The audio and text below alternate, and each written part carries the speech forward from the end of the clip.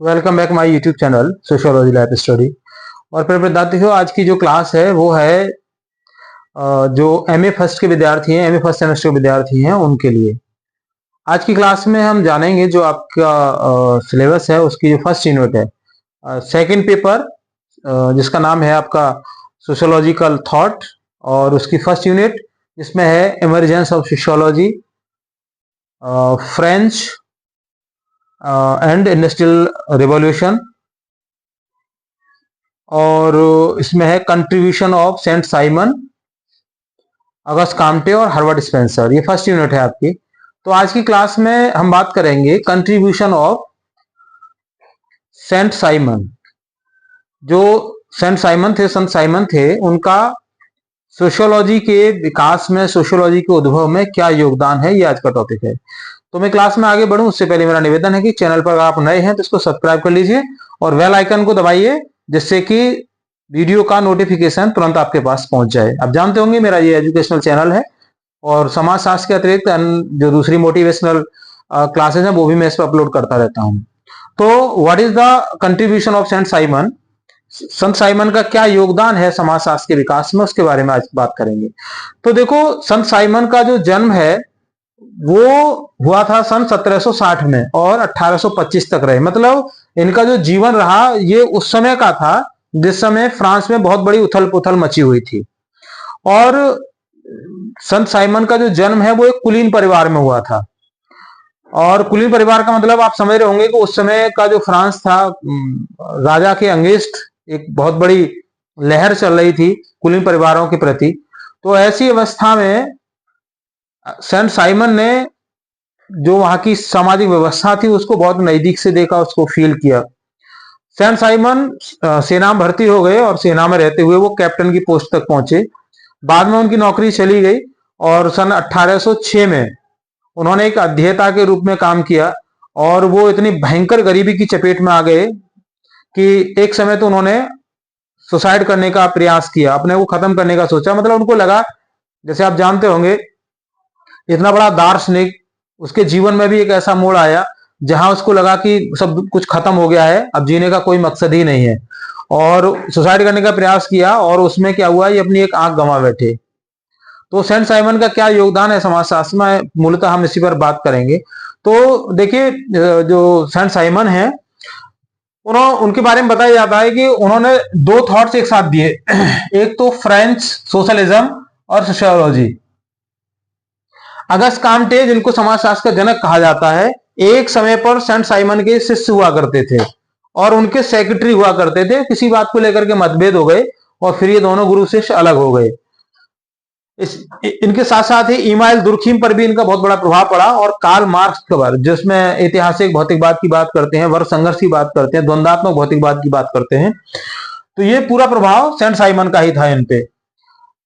Saint Simon need of natural science, इन्होंने एक सिद्धांत, मतलब थॉट दिया था कि सामाजिक पुनर्निर्माण के लिए तर्क संगत मार्गदर्शन की भूमिका अदा कर सके। मतलब एक ऐसे नेचुरल साइंस की आवश्यकता है सोसाइटी के लिए, एक ऐसे प्राकृतिक विज्ञान की आवश्यकता है जो समाज के लिए, सामाजिक पुनर्निर्माण के लिए तर्क और मार्गदर्शन की भूमिका अदा कर सके, मतलब जो तर्क संगत हो।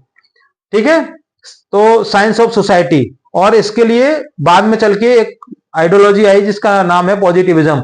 ये दिया किसने था? अगस्त काम्टे ने, लेकिन जो विचार थे वो संत साइमन के ही थे। तो पॉजिटिविज्म या प्रत्यक्षवाद जो अवधारणा है वो संत साइमन की ही है। दूसरा जो सबसे महत्वपूर्ण है वो है इनका थॉट ऑफ सोशल प्रोग्रेस, सामाजिक प्रगति का विचार। इसके अंतर्गत उन्होंने कहा कि 3 stage of history of human society. वो कहते थे कि जो मानवीय समाज का इतिहास है वो 3 विभिन्न अवस्थाओं से होकर गुजरता है। कौन कौन सी अवस्थाएं? एक है उसमें पॉलिथिज्म एंड स्लेवरी सिस्टम, दूसरी है मोनोथिज्म एंड फ्यूडलिज्म, तीसरी है पॉजिटिविज्म एंड इंडस्ट्रियलिज्म। मतलब पॉलिथिज्म का मतलब है बहुदेववाद। बहुदेववाद जहां एक के स्थान पर अनेक देवताओं की पूजा की जाती है। वहीं साथ में क्या है? स्लेवरी सिस्टम, दास प्रथा है। दूसरा है एक देववाद, है ना, मोनोथिज्म, एक देववाद, जहां कुछ ऐसे धर्म है जो बहुत सारे देवी देवताओं की पूजा न करके केवल एक देवता की पूजा करते हैं। उसके साथ में क्या है, फ्यूडलिज्म, सामंतवाद। सामंतवाद क्या है, सामंतवाद में क्या होता है कि सारी जमीनों का जो मालिक है वो राजा होता है।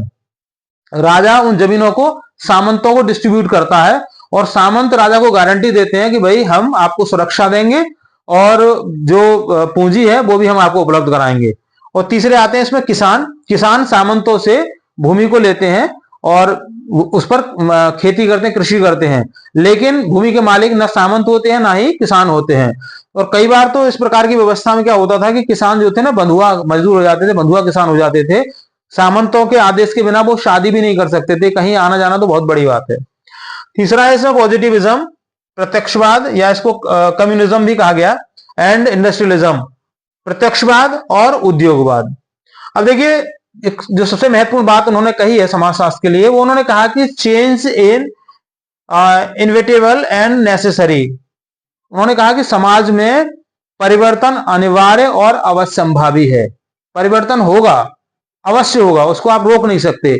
आपको करना क्या है, करना यह है कि आपको एक ऐसा सिस्टम बनाना है, एक ऐसा सिस्टम खड़ा करना है जो कि उस परिवर्तन को समाज के विकास में ला सके। वो कहते हैं कि कोई भी सामाजिक व्यवस्था विश्वास पर टिकी हुई होती है और जैसे ही वो विश्वास टूटता है तो वो जो सामाजिक व्यवस्था है वो छिन्न भिन्न होने शुरू हो जाती है, बिखर जाती है, टूट जाती है और फिर अगले पल उनको फिर किसी ऐसे ही एक विश्वास पात्र की आवश्यकता होती है कि जो सामाजिक संगठन को इकट्ठा कर सके, बना सके।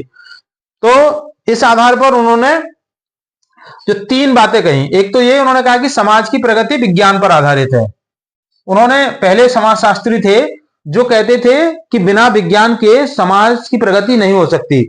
दूसरा उन्होंने कहा कि भविष्य का समाज वैज्ञानिक सिद्धांत पर आधारित होगा। उन्होंने कहा कि आने वाला जो समाज होगा वो कैसा होगा, वो वैज्ञानिक सिद्धांतों वाला होगा। जैसा कि आज आप देख ही रहे हो, बिना विज्ञान के तो कुछ है ही नहीं।